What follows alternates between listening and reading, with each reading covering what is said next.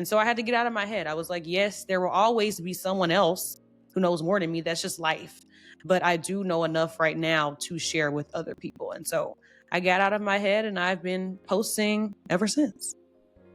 You're listening to Make Up Your Mind. Here we help you figure out your passion, release the mindset blocks keeping you stuck, and take real action. But first, take about 2 seconds to subscribe to the show and leave me a really good review so you can keep getting more episodes.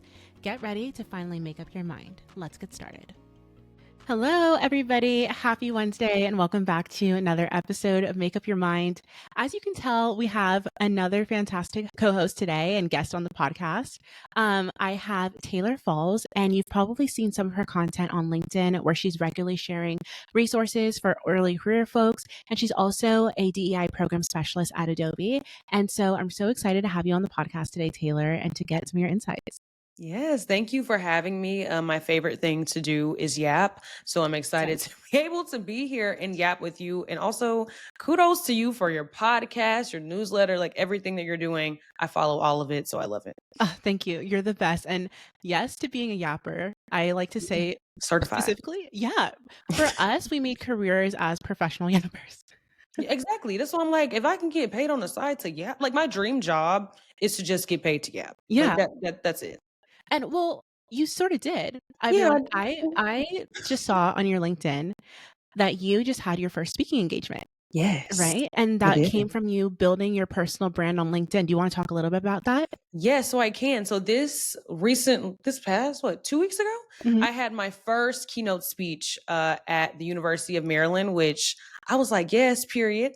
And it was specifically for an organization that focuses on empowering the next generation of diverse talent through both just resource sharing and also, teaching them financial literacy, which is everything that I am about. And long story short, basically how I got asked to do the keynote speech is I met someone at a networking event like a year and a half ago now. This is when I first moved to DC. I still do network my tail off, but Mhm. I was really, really, really like networking at that time, going to anything and everything. And I met someone, and again, me being a certified yapper, I just started yapping.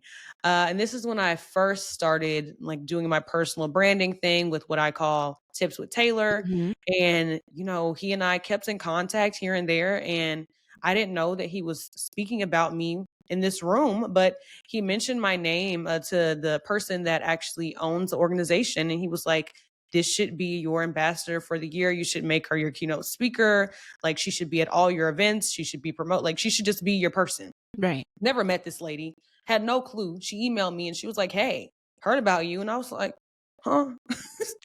And lo and behold, this was end of last year, Yeah. but we've been in partnership together. So I was our keynote speaker for their women empowerment seminar. And then I'll also be doing some additional things at the gala that they're actually having during the summertime. So I'm like, y'all do everything, put yourself out there, network, like Yeah. talk to people about your personal brand and about your experiences because they can create opportunities that you honestly just never knew existed. Yeah. And, shout out to the people who speak your names in rooms that you aren't in, because that is it's the best feeling when something lands into your inbox and it's just a pleasant surprise. Yeah.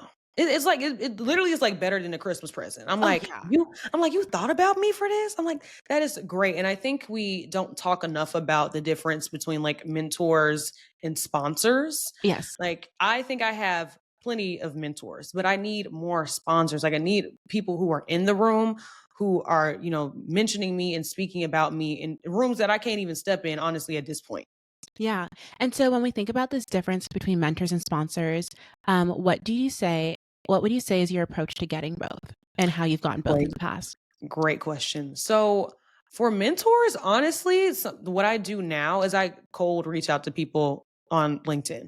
Mhm. And what's honestly been happening is I used to do it a lot. Like I would cold reach out to people. But what has been happening more recently since me building my personal brand is that people will reach out to me.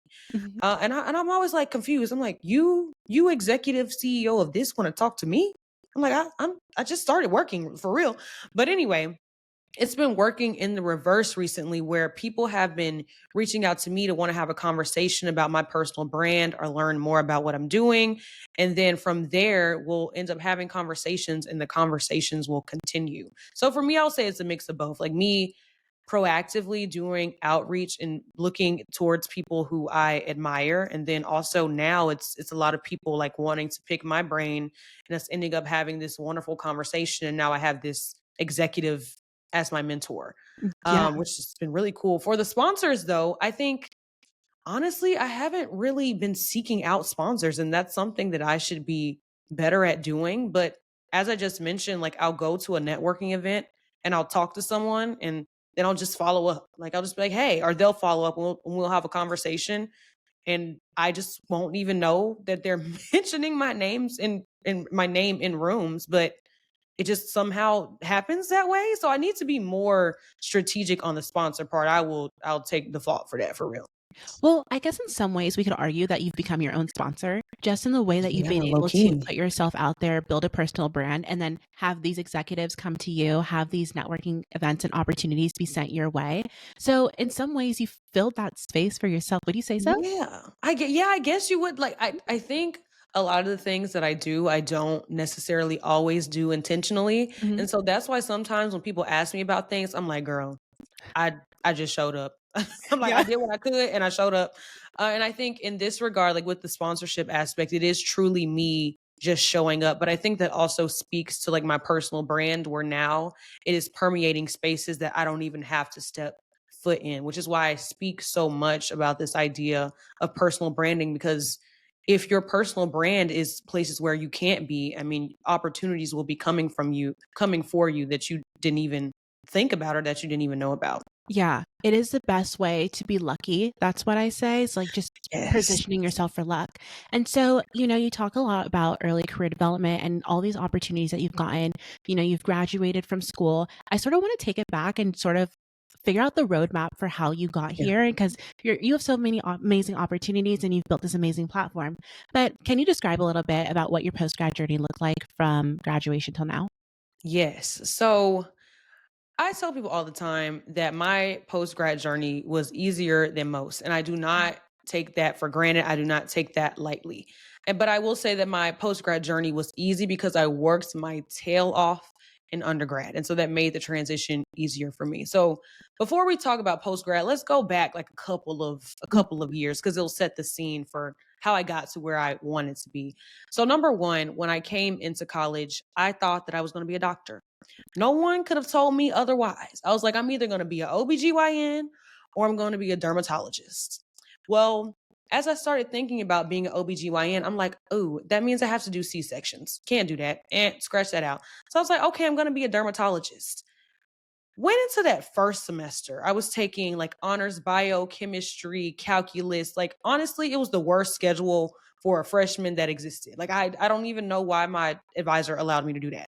Very quickly, I was like, yeah, this ain't it. Can't do it. Y'all, the weed out classes, I was immediately weeded out. I was like, not my jam. So I switched over to business. And this like opened so many doors for me.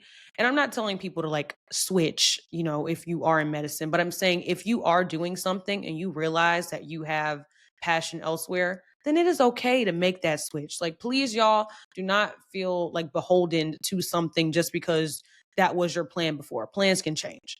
So, honestly, majored in business and I started out like not knowing how to get an internship. I was truly didn't even know how to start.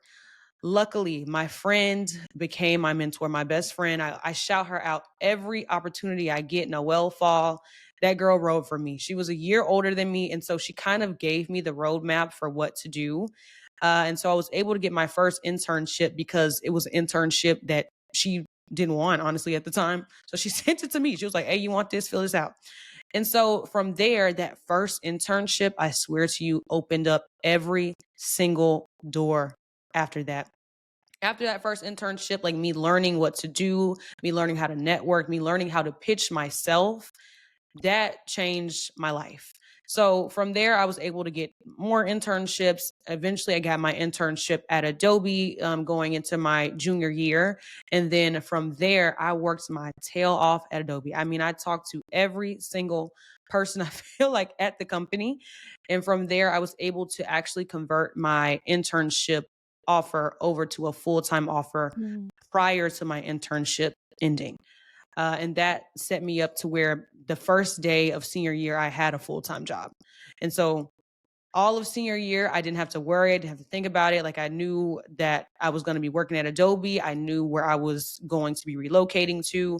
So I had like a sense of ease for the rest of my senior year. And so that's why I tell people like going into post grad, I was set because I already knew I was moving to DC. I already knew that was what I was going to be doing. I knew who I was going to be reporting to because it was the same team as before. So going into post grad, I was like, yeah, like I'm ready to move today. So the transition was easy for me, if I'm being honest. Yeah. I feel like starting as a biology major and moving to business is like a canon event. And then because the Definitely. same thing happened to me. I'm a biology Mm. major, moved into business. So Cause it's a biology, canon. you gotta be a strong person to go into medicine. So shout out to all the Yeah. doctors out there. Cause I was like, child, y'all can have this.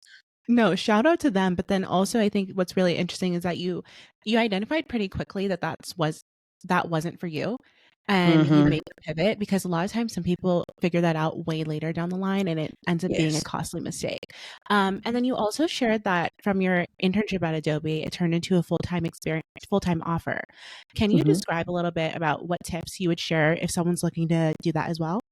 Yes. So I love this question. I have a couple. So number one, the biggest thing for me was networking. And I know this is like it's like beating a dead horse. Everyone is always talking about networking, networking, networking. But truly it is one of the best, if not the best thing that you can do because I was very strategic about how I networked at Adobe. So not only was I networking horizontally with my fellow interns, but I was networking vertically with people from, managers all the way up to people that were like two steps down from the CEO.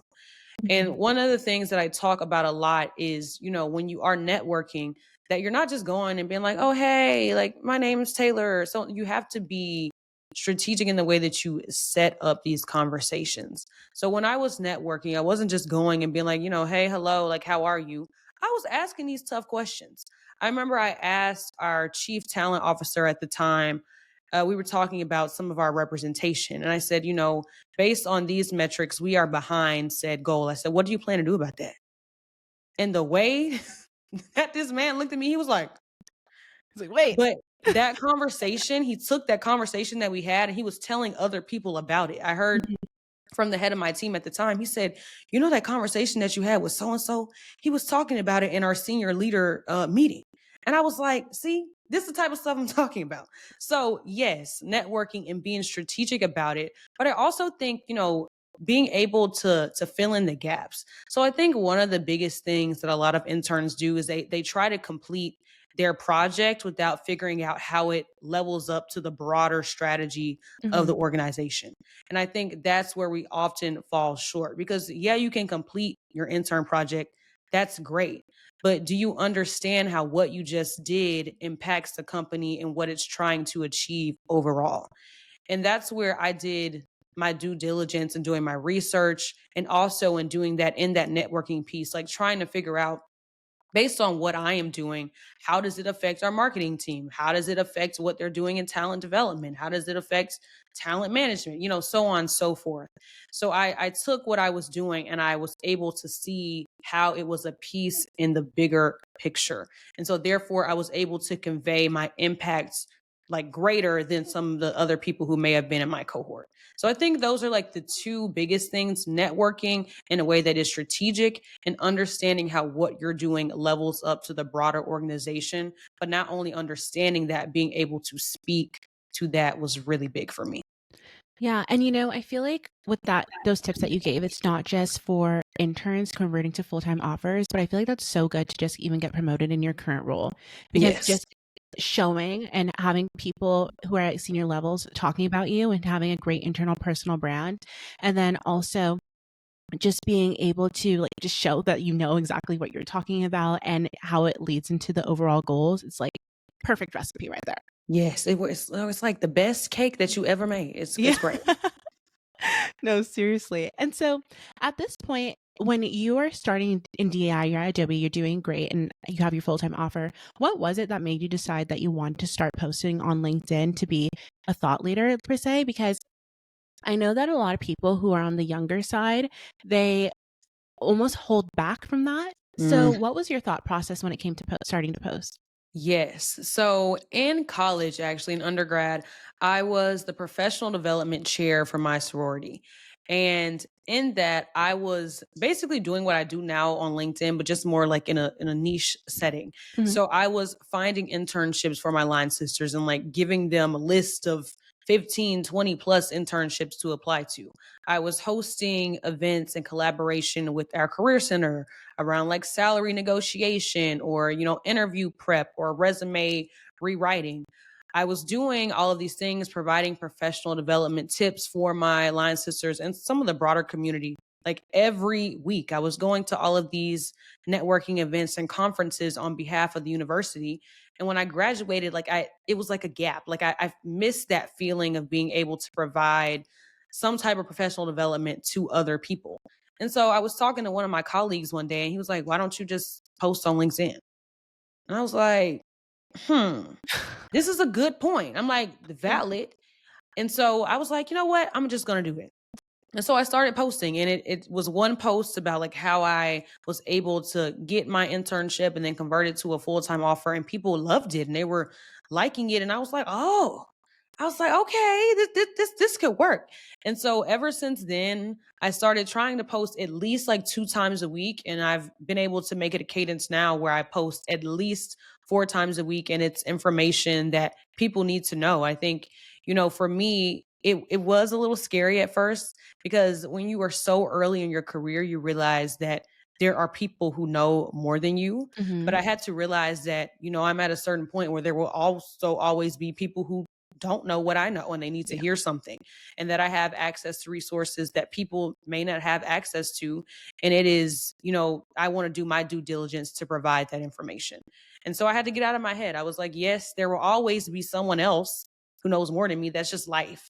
But I do know enough right now to share with other people. And so I got out of my head and I've been posting ever since. Yeah, I think you make a really good point about, and it sort of alludes to people feeling like they might say the wrong thing on Mm, LinkedIn because, right. you never really know what kind of LinkedIn you're stepping into because there's a very wide range of a wide spectrum of what people post on there, Yeah. very wide. Yes. Yeah. um, yeah, but it's like also when it came to your writing and your overall approach to content creation, how was it that you found your voice and were able to present information in just such a clear and concise way that also reflected how you speak? To be honest, I just started typing. Like Yeah. even now, like people ask me like, what's your strategy? What do you I have none. And I wish I had a better answer for this, but literally me and my iPhone note, I was like, okay. I'm like, let me write down a short list of information that people need to know. And then after that, I literally was like, okay, I'm just going to type it like how I talk. I was like, I might make it a little bit more formal, like a tad Mhm. smidge more formal. But I really just type how I talk. And it resonated with people. And so I was like, if people want to hear my story and my true voice, I'm not going to change it. And so I just make sure that it fits within that 3,000 character limit. And then I just type on. Yeah. No, I think that's the best way because it's sort of like, this is the first time I'm ever speaking to Taylor, but I also feel like I just know you all so well already Look based off of your good. post and how you write. And hopefully you feel the same way about me. No, I do. I do. And that's what I love about having conversations with people who are authentic online Yeah. is because when I meet you, I'm not like, oh, because you're the same person that you are online, Yeah. offline. And that's why I try so hard to stay authentic to myself because I don't want to get online and be this like stuffy person because that's just not who I am. Yeah, I think stuffy is one of the best ways to describe it for how a lot of people show up online. And if someone is having challenges with that, like sometimes it really is just putting in the reps and then that Yeah. stuffiness will get out. Exactly. And then some people are just naturally stuffy. And if that's you, then if you stuffy, you're just stuffy. But for me, and specifically my target audience, if I want to talk to Gen Z, I'm gonna have to talk to Gen Z the way that Gen Z talks. And Hmm. I am Gen Z. So it just made sense for me to keep the same voice that I have and just put that online. Definitely. Mhm. Definitely. So switching gears a little bit, like I know that you're specifically working in DEI right now. I think that we would be remiss to not really talk about what's happening in like the culture and the headlines and so much rollback of DEI specifically in the workforce. Are there any ways for if people who are looking to step into this industry, do you see like rollbacks happening? What are some of the main industry trends that, are top of mind for you? Yes. So here's what I'll say. A lot of companies are removing the term DEI and just calling it something else. Mhm. So I've had this question a lot from students who are so interested and passionate in DEI. And they're like, I don't really see any roles anymore that say DEI. And I'm going to be honest, for the next couple of years, if not longer, you probably won't. It's going to be things like social impact or community engagement or corporate social responsibility or something of that sort. It's going to be or like inclusion or belonging. Like these are terms that you will see that are going to replace that DEI acronym just because companies are trying to align their language in a way that is not going to be I guess be deemed as I'm going to put big air quotes on this illegal. So I think there will also be, if I'm just being honest, a decrease in roles in this aspect. And that's why I tell people like if you are interested in DEI, you don't have to always have DEI in your title. I've talked to even like some people who do software engineering and they're like, I want to do DEI. I'm like, no, baby, no, you don't. Stay in that software engineering role, but you can mentor people. You can volunteer for your employee resource groups. Maybe you can start your own little like mini group where you talk to people and y'all have like a collective or something. I said, but you can do DEI actively without having to again have that acronym in your job title. Okay, so people really just need to focus on the change in the name, social impact, community Yes. engagement, and so on. And so, specifically with those roles, are there main differences between those roles and what you might find in DI? So, what are the differences some people might be able to prepare for?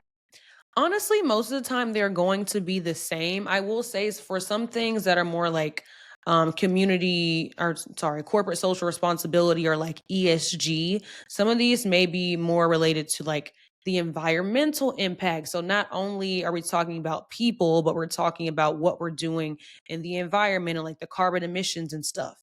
So most of the things are going to be similar, but the thing is, at the end of the day, they are all rooted in some type of aspect of community and culture. It may be a various aspect of the community. Again, it may be that environmental piece, it may be the people, but at the end of the day, they will always, most of the time, be rooted in that same thing of inclusion, community, and culture. Got it. Got it. So I know that a lot of DEI programs, they go to colleges to recruit and they go into specific places to source talent. If that gets decreased over the next couple of years, what do you think are some of the best ways that people can find opportunities, especially if they're from an underrepresented group? I would say number one, by following people like you, me, Jade Walters, we consistently try to, put people on game and show people the opportunities and the resources that are out there. I would also say to get involved. Oh my God, I'm gonna plug MLT right here. I love MLT. I would say MLT. I'm thinking of inroads. I'm thinking of rewriting the code. I'm thinking of all of these organizations that you can get involved in. I would say definitely this is the time right now to get involved in these organizations because these organizations still have funding, they're still running, and they have great partnerships with some of the largest organizations that are around. So I would say if the companies are not coming to you directly, then to go through an organization that still has those partnerships with them. And I would also say to network. So I've been talking about networking for a while now. It's my favorite thing to talk about. But I will say, if you are at a certain university, more likely than not, there will be someone who is an alum of your college who is working at that organization. There will probably be multiple people. So it is up to you to do your due diligence to potentially reach out to them to see if they can provide you with some opportunities or some answers to your questions. Again, if those partnerships are not direct from the organization to your university. Yeah. I think one of the biggest things is that a lot of times people, especially when you're young, you aren't aware of how much people are willing to help you if you just ask, Yes. You gotta pull especially in that your intern university moment. card, that early career card, pull it out, wave it around. People love college students. Yeah, just be like, I don't know what I'm doing. Can you help?" Well, come with a little bit more than that, but, they'll get the gist of it. Yeah, for sure. Like I tell people, if you are young, honestly, even if you are like my age and have graduated, people still are like, "Oh my gosh, you're 24, you're a baby." I'm like, "Great, I'm glad you think that because I hope you don't expect me to know anything." They love to help. Like they literally love to help. They're always like, "Oh my gosh, let's talk about this. Let's talk about that." So yes, use that early career card, that college card, that intern card, wave it around. No, definitely, absolutely. So I think moving gears, earlier on in our conversation, this is off camera, so I'm bringing this on camera. Yes. So Taylor was talking to me a little bit about her interest in exploring an MBA program. And Mhm. so I would love for you to talk about that a little bit more and why you decided to get an MBA. I think that there's a huge divide between people who are like, no, I don't need one versus I do, and weighing the pros and cons. I understand you're in the early stages of it, but can you talk about that a little bit? Yes, and I wanna say plus one to the fact that there is this big gap between people that want one and people that don't, because I talk to Mhm. so many people and they're like, "Why do you want that?" And I'm like, "Why don't you?" But anyway, getting to it, it started, after I graduated in summer 2023, I went to a pre-MBA program at Harvard that is called SVMP, or Summer Venture and Management program. That program just opened my eyes to what an MBA could do for me and what it feels like. And so the program is like a 1 week immersion, and it just made my brain just think. And Mhm. I think like in this is such a this sounds crazy to say, I'm be honest, but in undergrad I was thinking, but the way that specifically Harvard was doing their program, it made me think of perspectives that my brain had never even considered. Mhm. And so it made me think in a way that was 10 times more strategic than I currently think right now. Like, do you have an example of that? So, for example, we were doing case studies, Mhm. and in the case study, there was no right or wrong answer. It was, how can you read this case study about, one of them was about like Pharrell and not the conference, the concert, or the festival that he hosts every Okay. year. And it was like, based on this information, do you think Pharrell's festival is going to be successful? Like does it take place? And we had a whole back and forth conversation about why financially it wouldn't work or why it would work, how based on his sponsors, what would happen based on the artist. Like, and it was so many different perspectives that I was like, wow, wait, what is the right answer? But the thing is, there was no right answer. It's all in how you back it up. And I think that is something that I specifically want to be able to bring to whatever organization I am going to be working for, or when I start my own business, being able to consider all of the perspectives and say, okay, this could happen, but this could also happen. How can we be strategic enough to make sure that we make the right decision considering all of these moving points? And I think, you can learn that on a job, but it is something about the way that I was learning it in that setting that just opened my eyes to the possibilities. I think that's number one. And number two, I would say for me, it is about making connections. Mhm. Again, I keep on talking about this, but y'all know I love networking. Your network is your net worth. And I would be remiss to say, like, if I'm going to a top 15 institution, like that network is going to be crazy. Like, let's just be honest. People that graduate from these top 15 MBA institutions normally go off to do things that are just I don't want to say crazy, but like they go off to do amazing things. Mhm. And so I always am about expanding my network. And what better way to do that than to be a part of a cohort where, you may be meeting some of the next biggest tech founders and you have that one on one relationship with them that isn't something that's like force. It's like, I actually know you. I did 2 years worth of MBA courses with you. I think that's number two. And I would say the third one is just the way that they set you up to go back into the workforce. Not only is there a focus on, classes, but there is also a focus on this idea of like professional development. There is a focus on community engagement. There are just focuses on different things that I think when you are working so hard in corporate America that you can forget about if you are not being trying to actively like seek them out. So those are like my top three reasons. But again, the number one is this idea of strategy. Like the way that they teach you how to rewire your brain to think strategically is just something that I think I personally won't learn on the job. I need to be in the classroom for that. Oh yeah, these are things you will definitely not learn on the job. Yeah, like there's some stuff that they teach you, you just you only learn that there. Like if we're Yeah. being honest. And it's like it's like when we're in school and like doing biology stuff, like you're not going to learn this stuff until you Oh, open a textbook or someone gives you a curriculum. And I exactly. can imagine the way that you think stepping out of it. There's a reason why these people are successful like they are. Yes. When after I left the Harvard program, I said, "Oh, I said this makes sense.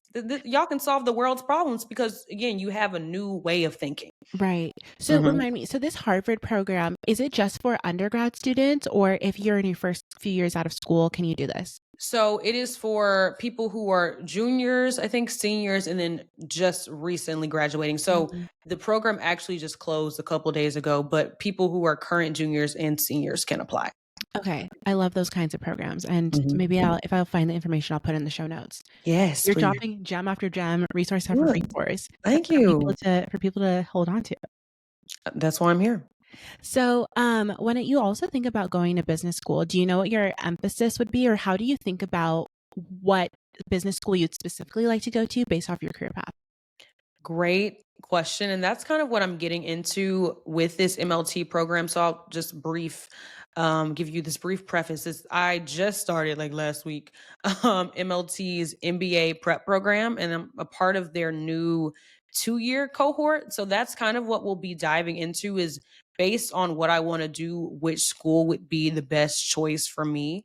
I will say I do have like my top five simply based off of my own research and what I know, and those are Harvard, Wharton, which is at Penn, UVA, Darton, Booth, Chicago, and then the last one, I don't know. The University of London sounded a little Ooh. interesting. I don't know. I'm like, they're the top one of the top business schools in the world. Mhm. So I'm like, that would be nice, and I can That'd be go live cool. abroad.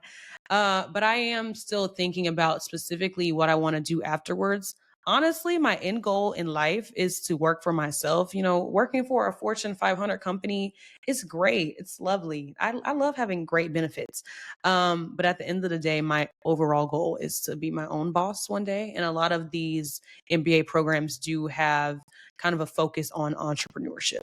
Yeah, period. And I think that's the best. And also the reason why I'm asking Taylor you about so many on MBA questions is because a lot of times people just don't know if it's the path that they want to go down. And Mhm. since you're so early in the start of that journey of, you haven't even started applications yet, but you're starting to think about what it's like to move towards an MBA. It's just so insightful to hear and validate potentially other people and what they might be thinking and how they're thinking about this. Yes, and I will be documenting my journey on my TikTok, Tips with Taylor F. So I just made a video yesterday where I was studying for my GRE for like 2 hours. So you all, like, if you are interested in following my journey as I figure out which school I'm going to, the scores, and all of the jazz, be sure to follow me on that TikTok. No, definitely. And I think that we'll have to have you back on the podcast once you get accepted, Yes. and then we'll do a part Yes. 2 Oh throughout my God, I your would love journey. that.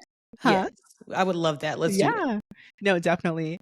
Well, I think we pretty much covered all of our bases, and I think it was like so amazing speaking with you today.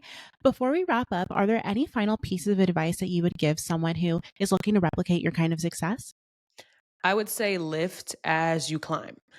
It is wonderful me being able to do all of these things, but I always tell people that there's no point in me doing them if all the success is only going to be for me.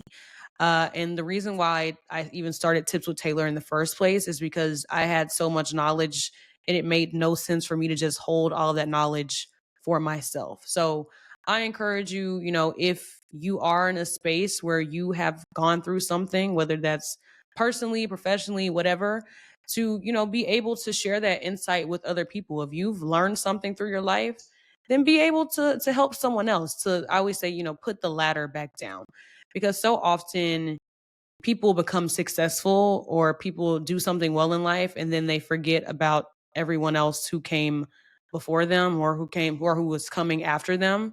And so my whole thing is, I don't want to get to a point in life where, I'm successful and then I just don't give back. Always, y'all, no matter where you are in life, give back to others, period. Oh, yeah. Never forget where you came from. Ever. And y'all, I'm from Birmingham, Alabama. So I'm definitely giving back to the people in Birmingham, because especially the kids there, they need it. No, period. Period. Well, Mhm. thank you so much. I love that piece of advice that you just shared as well. If people want to stay up to date with you, I know you mentioned your TikTok, but could you share all the other places people can stay up to date with you? Yes. So TikTok, Tips with Taylor F. My LinkedIn is just Taylor Falls. I also do have a podcast with my co-host Travaris. Shout out Travaris. And that is Care to Elaborate on all platforms. There we talk about Gen Z and millennials, and we also talk about everything related to corporate America and our personal lives, culture, tech, all of that. So you can follow us anywhere you get your podcast or on YouTube at Care to Elaborate. Perfect. Well, thank you so much for sharing. And everyone else, thank you so much for listening to another episode of Make Up Your Mind. If you're on YouTube, make sure you subscribe, Apple, Spotify, follow, and leave a review. Taylor, thanks again for coming Thank on. you. And everyone else, I will see you next week. Bye.